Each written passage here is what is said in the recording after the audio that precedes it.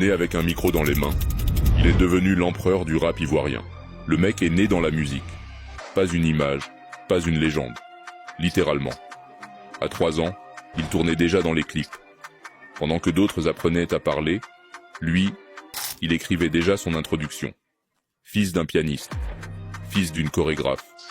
Quand d'autres naissent avec un doudou, lui est né avec un beat. Puis vient le déclic. 2009. Kiff no beat. Une bande de jeunes armés de mots et de rage. Ils débarquent comme un orage sur le rap ivoirien. Pas des rappeurs, des détonateurs. Ils signent chez Universal.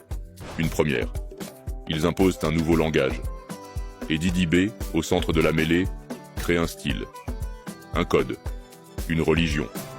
Mais il veut plus. Pas juste un groupe. Un trône. Alors il se lance. Il solo. Et balance un projet qui gifle l'industrie. Mojotrone 2. Plus de 50 millions de streams.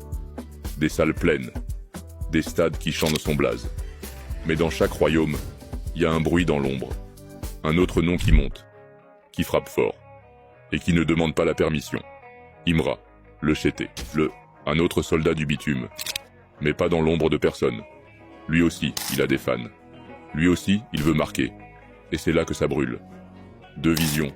2 voix. 2 fanbases. Les conspirateurs. Les chétés. Pas de sang, mais des punchlines aiguisées.